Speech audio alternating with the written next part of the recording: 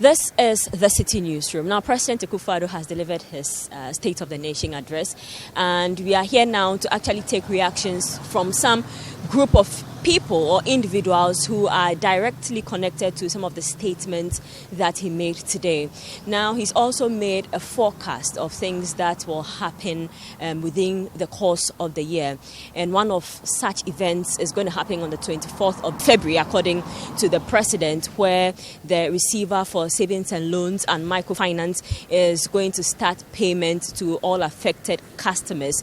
He's actually indicated that about 5 billion cedis has been set aside in addition to the 13 billion cedis that was already put aside for those who are affected by the collapse of the banks. So I'll be speaking to the president of the Greater Accra coalition of affected savings and loan customers to actually tell us what he makes of the president's promise. So we know that it had been a major worry. This started as far back as 2 years ago, and you had people continuously going to the savings and loan microfinance institutions, but they could not withdraw their monies. Now the president has made a very big announcement for you that on beginning Monday, payment is going to start for you. Let me just pick a thought on that. On Monday, that's 19th of August 2019, the receiver came out, which is in the name of Mr. Nana Nipa.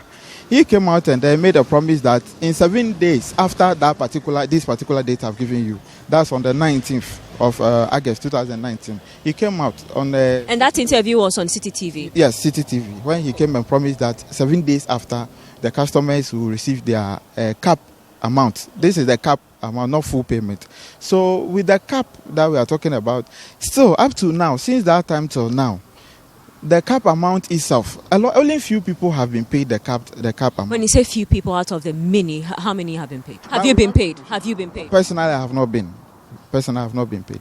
So I will say that after his statement or what he said, we were all with the hope that, okay, fine, since the cap payment has been made by the government, we'll receive our cash. So with time, we were chasing after, but still nothing was happening. And a lot of affected depositors were making complaints that, only few were being paid. All of us nationwide, 4.6 million, when they want to disburse this, how much will be your money? How much will you receive? Just small amount, which not even be up to maybe 30% of your savings. Okay, so Idrisu, so in a nutshell, you are saying that you do not actually believe or trust that you are going to be paid on Monday because you have been promised on different dates and it hasn't happened. Is that what I'm getting? Honestly speaking, that is the concrete fact. To me, that is a fact that it is just practically impossible. All these press statements coming from government, they are just not true. The receiver itself has not finished disbursing the cap amount that has been given. So when will the full payment come to him before we will be paid? Let me just say, when you have a child at home and the child is agitating for something, you can, it's two-way affair. Either you lash him to keep quiet or you console him to keep quiet that you get it for him. So this is a consolation message. To me, the president is only consoling customers, but it's not something I believe strongly he's going to do. Not at all. Not at all. There's no iota of truth, if I may say, in that. I don't believe that at all. All right, thank you very much. So that was Idrisu Mubarak, the president of the Greater Accra Coalition of Affected Savings and Loans Customers. Now, another major issue that the president spoke about, and that has been of concern to many Ghanaians, is that of illegal mining, popularly known as galamsey. So we'll be finding out from some stakeholders what they make of the president's remarks about prosecuting people who are found culpable and the progress that has been made with respect to the fight against illegal mining. I strongly believe that as a country we've come to a point where we have the legal norms and regimes, but we are not most often able to implement related regimes or regulations that would better help the environment. And so I can say that there are the regimes there, but the implementation is what usually is the issue. And so we are living in a country where there are a lot of environmental protocols that are associated with even mining and other related environmental issues.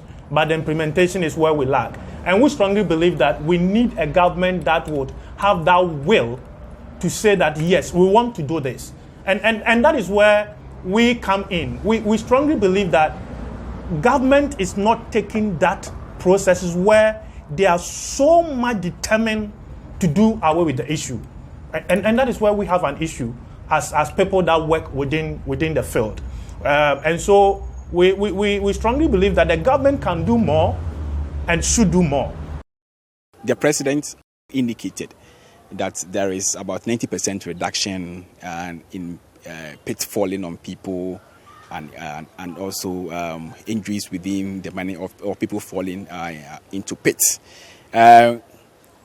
These are figures that we need to verify. But one of the key things I will say that the work of Operation Vanguard puts the fear of people in terms of doing illegal mining. So that one could have also attributed of people not reporting on some of these issues, because they know that once it is reported and once it is found out that you are operating illegally, then there is double jeopardy, and that might also contribute to the reduction in that level. If you look at the work of Operation Vanguard, I believe that, as I said earlier, I will give them success rate of about 40%. One of the main challenges and one of the issues that are even coming up is that it also provided the room for people to be corrupted within the system, and that even within the ban, there were still people who were doing active mining, and whilst some who were legally registered and who are licensed were not also mining.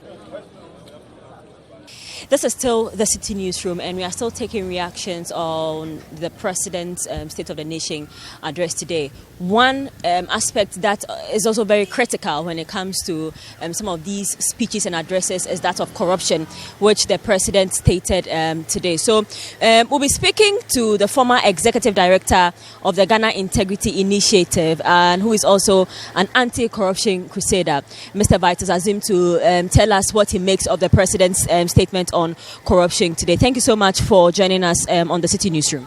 You're welcome. Okay. Did the President say anything new for you today? For me, the President never said anything new. It's the same old story. Not even new from President Kufuor's time. President Kufuor asked for evidence, and he's also asking for evidence. The only progress they have made is the passage of the laws. You have the right to information law that has been passed. But even that, when the law was passed, they had 6 or 7 months to prepare for the implementation of the law. We are in February, and we still don't have the commission that is supposed to be set up to implement the law. The rates that you can charge for asking for information have not yet been set up. So that's the problem. Then, Office of Special Prosecutor Act that they passed, yes, they've passed it, but you and I know what the Special Prosecutor has said a number of times in public about being starved of resources, not getting the necessary support, collaboration from other state institutions to do his work. And the expectations were so high. The President himself had raised those expectations both in and outside Ghana, that people expected to see that, this number of people have been prosecuted, successfully prosecuted. These amounts of money have been recovered from people who have stolen money. We're not seeing that. Okay, as for those that are being prosecuted now, they are mostly former appointees of the NDC, his own appointees. They have been allegations against some of them, and we don't see anything. But some of them who were alleged to have been involved in corrupt actions were investigated. They have been cleared of any wrongdoing, where at least an effort was made to investigate or put out their deeds in public. The effort was not satisfactory, because you are investigating an allegation of an act, not just an individual. So even if you find me, even if you exonerate me, it doesn't mean that the act was not committed. Okay, so the government is basically scratching the surface of the matter. The full commitment to do it is not there. There's no political will, but he said that there's a political will and that will be done. We are not seeing the political will. 3 years down the line, this is the last year, election year, when you will be afraid to touch certain people, either because they'll give you funding or they will help you get votes. What can you do in the last year?